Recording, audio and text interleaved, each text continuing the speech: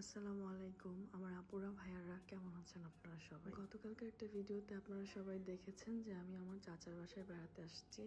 আজকে দুপুরে আয়োজনটা ছিল খুব সুন্দর। আমার ছোট চাচুর বাসায় কি হলো, কি আয়োজন হলো, কি করলাম, কেমন লাগলো আজকের এই ব্লগটির ভিতরে পেয়ে যাবেন। ব্লগটি যেহেতু আমার ছোট চাচার বাসায়, তো অবশ্যই কিছু স্পেশাল আছে। তো আমি ফার্স্টে থেকে শুরু করি। প্রথমেই চাচিমা গরুর মাংস বসিয়ে দিয়েছে, আর আমার চাচি সবসময় একটু মাংস পিসগুলো বড় বড় রাখে। এদিকে আস্ত রোস্টের জন্য চিকেনটাও ফ্রাই করা হচ্ছে। গতকালকে আমি যাওয়ার পথে গুলশান মধুরস থেকে দই নিয়েছিলাম। মধুরসের দই মিষ্টি অসম্ভব টেস্ট হয়। তো রান্নার ফাঁকে আমার চাচু বলতেছে যে সবাইকে একটু দই দিই, যেহেতু একটু গরম পড়েছে। দইটা খেলে অবশ্যই সবার একটু ভালো লাগবে, রিফ্রেশ লাগবে। আপনারা যারা গুলশান আছেন, মধ্যবাড্ডা আছেন, তারা অবশ্যই মধুরস থেকে ট্রাই করতে পারেন। এই জায়গার দই মিষ্টি আসলেই খুব টেস্ট। তো আমি তো খাচ্ছি একবারে আইসক্রিম ফেল, মানে এত টেস্ট, অতিরিক্ত চিনি না, খুব স্বাভাবিক একটা ব্যালেন্সের মধ্যে টক মিষ্টি ফ্লেভারের এই দইটা আমার কাছে এতই ভালো লাগছে যা বলার মতো না। আমি তো অনেকগুলো খাইছি, আপনারা দেখতেই পাচ্ছেন। আসলে অনেক ফ্যামিলিতেই চাচা ফুপি চাচিদের সাথে সম্পর্ক ভালো থাকে না। আলহামদুলিল্লাহ আমাদের ফ্যামিলিতে বন্ডিংটা অনেক ভালো। আমাদের ফ্যামিলির সবার সাথে সবার একটা অ্যাটাচমেন্ট আছে। আমাদের চাচিরা আমাদেরকে এতটা আদর করে, মারা যেরকম হয় ঠিক সেরকম।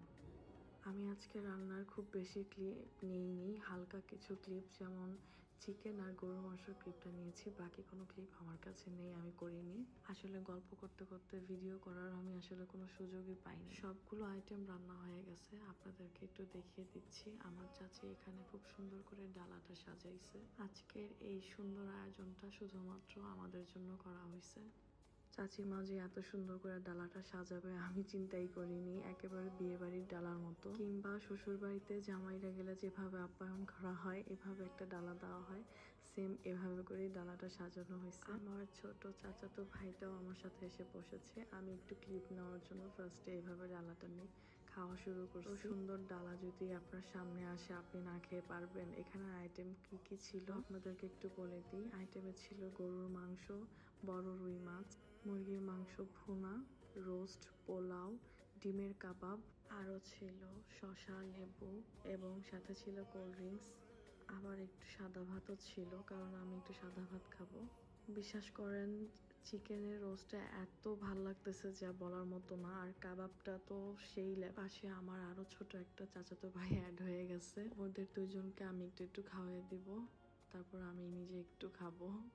তেল, মশলা, ঝাল, লবণ, মানে এত পারফেক্ট রোস্ট আমি এর আগে আর কখনো ট্রাই করিনি। আমার খাওয়াটা দেখে হয়তো বা আপনাদেরও খুব খেতে ইচ্ছা করছে। আপুরা ভাইয়ারা কেমন লাগলো অবশ্যই কমেন্ট করে জানাবেন। ভালো লাগলে ভিডিওটা শেয়ার করে দিবেন। এখন আমার চাচা এই সম্পূর্ণ ডালাটাকে সুন্দরভাবে প্লেটে প্লেটে সার্ভ করে দিবে। আমরা যার যার মতো প্লেটে খেয়ে নিব। থাকবেন সবাই, দোয়া করবেন আমার ফ্যামিলির জন্য, আমার জন্য। আল্লাহ হাফেজ।